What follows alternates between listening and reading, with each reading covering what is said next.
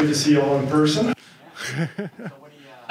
Start out with the #1 draft pick. Just what do you like about Dalton Kincaid? I love his approach, right now. It's been great. Just coming in, eager to learn, eager to just build a foundation more so than anything. And I think that's important, We're nowhere close to knowing exactly, hey, this is what the big picture is going to be, because we have to learn him and he has got to learn us in a lot of ways too, within the system and within what we can do and within the direction we're going and, where we can expand things and where we can utilize him. So, how we're going to use them, where we're going to use them, all those questions and all those things, that really is to be determined, and you won't get a great feel of it as coaches until we really start getting into, training camps and games and live actions and those types of things.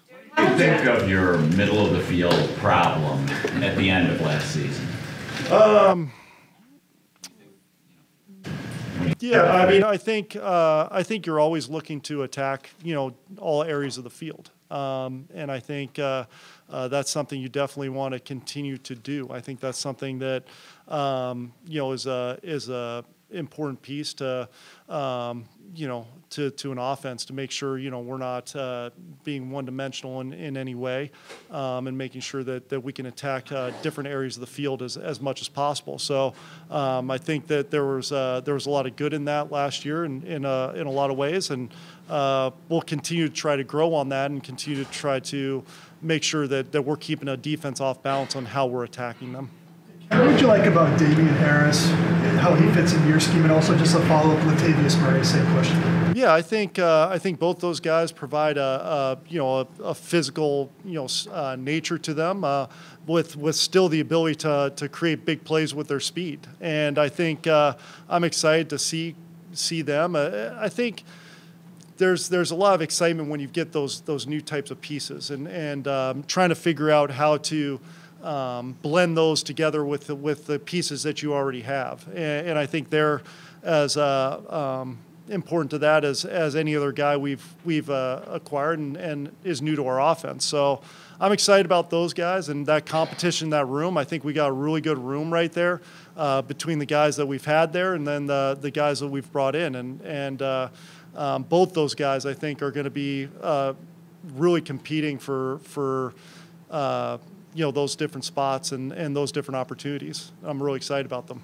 I've had a chance to see Coach McDermott as a play caller from your time together in Carolina. How would you characterize his style, just in general, like just from what you observed there and maybe what we should anticipate here? No, yeah. I mean, look, at the end of the day, everybody grows and everybody kind of evolves, and I think Coach is no different than that. I think he's going to evolve and because he's seen a lot of ball since then, and a lot of different situations. And I think being the head coach and being able to see that big picture is only going to help him in this role that he's undertaking this year. I think that's going to be a big advantage for him to be able to think not only as the defense play caller but big picture at the same time. I think that'll help him as a play caller, and I think obviously he's done great things in the past and operate a defense in many different ways. And I think one of the best things that he does is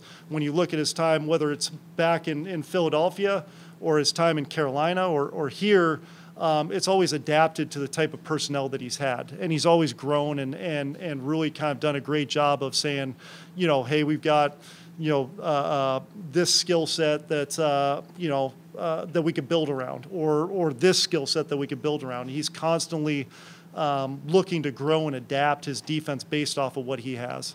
Practice setting, he has to make life difficult for you sometimes. He did that as a head coach, knowing the competitor that you are and the competitor that he is. Has it already gotten pretty competitive out there between offense and defense? No, I mean it always is, no matter what. I mean that's just that's part of ball, and I think that's part of being successful in this business. I think if you're not in it to be successful and you're not in it to go out and want to win every day in practice, then where's the buy-in for your players? Where's the buy-in for your guys? So I think that's a lot of fun about it. As it's some competitive nature involved. You know, no matter what the situation is, I think that adds a lot of fun to it. Ken, going back to adapting, how do you adapt and going back to Kincaid, how do you begin to adapt with your offense with these new additions? And there seems to be a perception out there that you're very tight end friendly, going back to your college days with Shockey and Winslow. Does this maybe make up better fit what you're comfortable with? No, I mean, I felt very comfortable with what we were doing last year. I mean, I felt very comfortable we were doing, you know, 2 years ago when Daves was here, and just I think that's what I definitely learned from Daves is just the adaptability of you know what you do on offense. It's constantly evolving, it's constantly changing, you know, and you're constantly adjusting certain things based to the personnel that you have, and so I think that's all part of where we're going right now. It's that process of learning what you have a little bit and building that foundation. So. I really don't. I think the critical thing here is not rushing to make a decision right now on this is what it's going to be. I think we have to grow and we have to learn those pieces, and they've got to learn, you know, our system, because we want them to learn the foundation first and build that strong foundation that they can rely on, whether it's technique, schematics, reps with Josh, reps with our quarterbacks, you know, and just seeing coverages and those different things that they might not have been accustomed to, whether it's Dalton in college or, you know, Cyrus in college or these guys from other systems. I think those reps are great for us. There seemed to be a perception last year that the offense, it became harder for the offense to produce as the year progressed. Maybe, you know, it looked harder than it did in the first half of the season. I may be wrong, and you have the figures, but how do you game towards getting the offense working at a peak in the second half of the season versus, you know, where it was early in the season? I think the biggest thing is, you know, one, finding ways to win football games is the mission of every team and every offense, whether it's by 1 point or more than 1 point. That's the most critical factor. And each game is going to be different, whether you have to run the ball more, whether you have to throw the ball more, whether it's a tight game, whether it's not a tight game, whether you have to come from behind or play with the lead. I think the most critical factor is just figuring out those ways as a football team to, you know, learn how to win football games in different ways. And I think that's as important as anything. So every year is different. Every year takes shape. Every year's, you know, because of the year of free agency and draft and everything like that. It's the nature of the business that you see year in and year out, whether it's our teams that we're playing next year, teams within the division, you know, all that stuff, you know. So it's definitely an evolution, you know. Coach, with the offseason acquisitions and the draft picks, do you better plan on having a more balanced attack as offense? I mean, I think what we're going to look to do is try to win games however we see fit, however that comes up, whether it's running the ball, throwing the ball.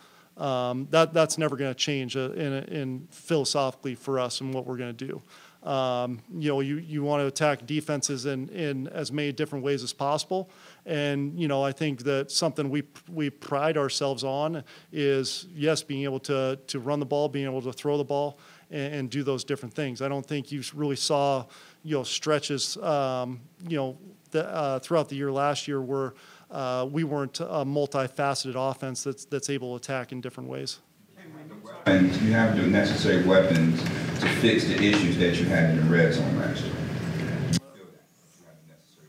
I think we've got, you know, we're really building and going in the right direction. I think, you know, again, we're continuing to learn and grow as we go here, you know, and we're learning those pieces to continue to grow as an offense, whether it's, you know, red zone, field, third down, 2 minute, whatever that might be. You know, right now I think we're in the process of really trying to, you know, develop what our identity is going to be.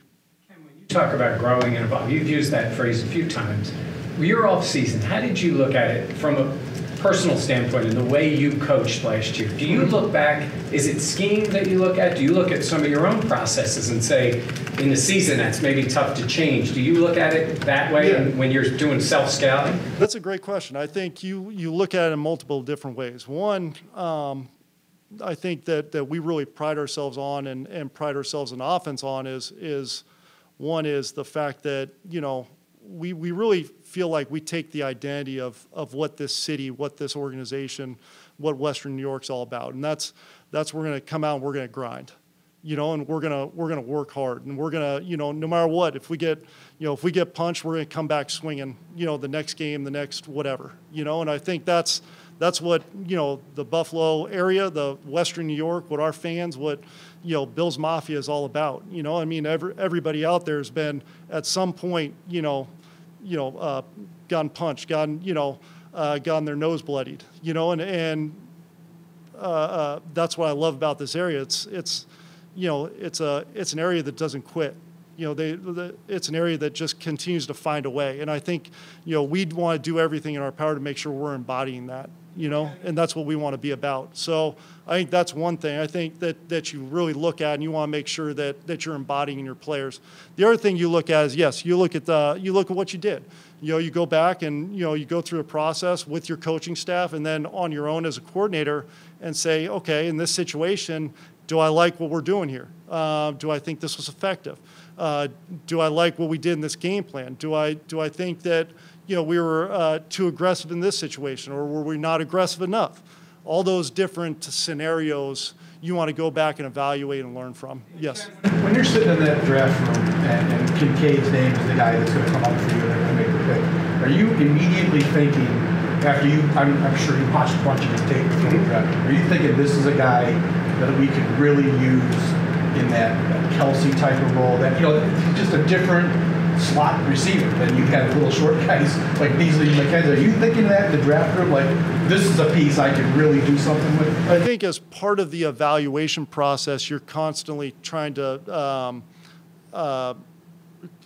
evaluate how you see guys fit into your system, and how you could grow your system with that individual. I think it's an important part of coaching to make sure that you don't pass up a player that can help you win football games just because he doesn't quite fit in your system. So can we evolve the system to make sure that we're not doing that, and do some different things. So I think those are all things that you look at, is how he's going to fit, how are the different ways you can use guys like that throughout every evaluation, whether it's Dalton, whether it's Osiris, whether it's guys that we didn't draft that we still looked at, and that's part of the process, is to have that vision, but then having the flexibility to when he gets here, it's like, okay, well, he can do this, he can't do that, and having that, having those different conversations as well as you continue to grow. But I do think as you go through the draft process, you're constantly evaluating guys in terms of, hey, here are the different ways that he could fit, here's the different things that we can do, so that you have a vision that you could communicate not only to Sean, but to Brandon and those guys, so that they can then make the best decision moving forward during the draft. When you were talking about that playoff loss versus Cincinnati, did it leave a bad enough taste in your mouth basically to fuel the fire for this year?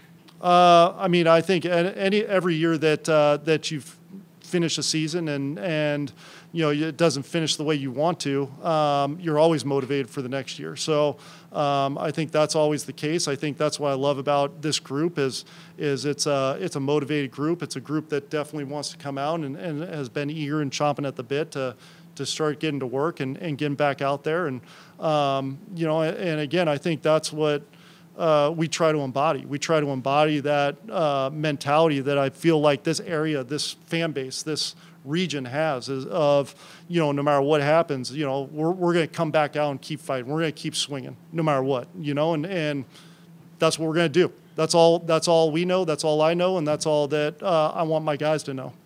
You were saying that about your self-evaluation.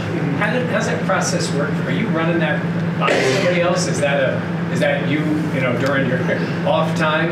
In terms of just the film that you're watching and whatnot? Yeah, no, I think there's multiple ways you do it, and I try to look at through different lenses. You try to look at through specific scenarios with your coaching staff. We went through and watched the different concepts we're running in different scenarios, whether it's first, second down, third down, red zone, all those different things. And we go through that process, which takes a little time, both run and pass game, and then you go through it yourself, or in terms of watching each game, and you kind of go through each game and make sure and kind of see how the games unfold and those different those different ways, and try to learn from that as well. How hard is it to be honest with yourself in terms of something, you know what I mean, where you can be, is that something that's developed where you look at something and you go, it's got to be better, or I didn't like what I did there? Is that a process? I think that's what coaching is.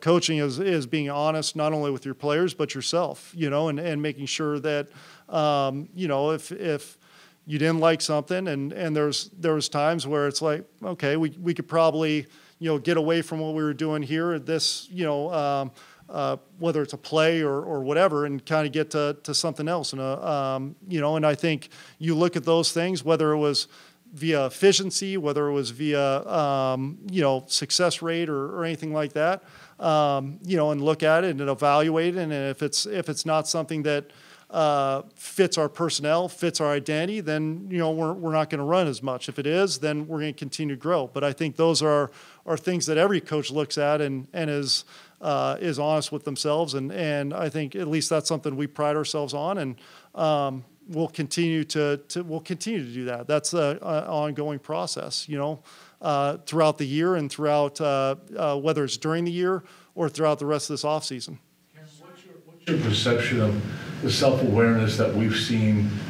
It looks like Josh has arrived here with a bit more self-awareness, saying he's not getting any younger, the window isn't going to be open forever, and that there's a focus and determination about him. What do you see in him as he gets a year older? I think as players continue to grow and continue to get older, obviously their experience changes and what they've done. I think you see that throughout, all players in the league. They're going to take it a different approach in year 5, 6, 7 than they are in year 1. Because when you get out there as a quarterback, in the first year you could just start, winging it around. Then all of a sudden in year 5 and 6 you got to start warming up and doing those things to make sure your body's ready to go for practice. And those types of things. So I think it's one of those things you always challenge your players, that no matter how many years in the system, you always want to start like it's new. You always want to start and take a fresh outlook to it, because if you do, there's always something you can learn. There's always a detail that maybe you can add that maybe you didn't learn, you didn't know before, or you didn't realize before, or whatever it is, and I think that growth mindset is important for Josh, for every player out there, because as a coach, you want guys, no matter what year in the league they are, you want guys that want to learn and want to improve and want to get better. And I think that's the great thing about Josh is he takes that mentality year in, year out. And, I think he's come in this year with that same type of mentality and wanting to get better, wanting to continue to grow his game and grow as a player. Is there anything specifically this offseason you've seen Josh doing that's different than what he's done in offseasons past? Like, is there anything that Sean said, he noticed a difference in Josh approach this offseason? Is there anything specific you've noticed?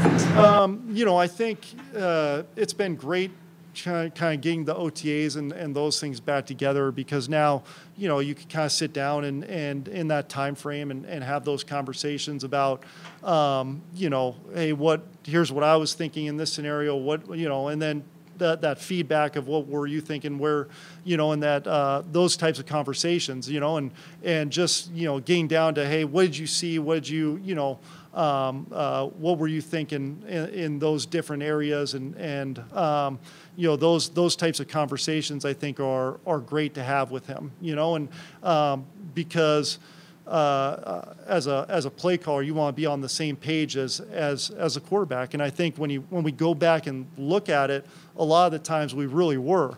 And I think as we continue that process, things are going to come up, and there's going to be things where it's like, hey, I'm not comfortable running this, which is fine. You want that honest feedback from him to make sure that we're running stuff that he's supremely comfortable with, because one, he's the guy doing it, and then two, a lot of times he's got a good feel for kind of what those other guys, are feeling as well. So those types of open and honest communication and conversations have been great to have with them. Just Time for one more. clarify on that, do you feel like he's been more vocal than like saying those things in compared to last year, maybe? I think just that comfort level now in year two, it continues to get better. Even though I've been here and everything, but as a quarterback coach, I think when you are learning new coordinator and new play caller and that type of thing, there is time to kind of grow and develop, and so I think that comfort level continues to grow, that communication, because like I'm the type of person I love having that input. I love having that input from him. I love that input from the guys, whether it's him, Gabe, Josh, Steph, any of those guys, Dawson, guys up front, Dion, Mitch, all those guys. Like, you want that input, because when you do, it's a lot easier to build and call plays that they're supremely confident in.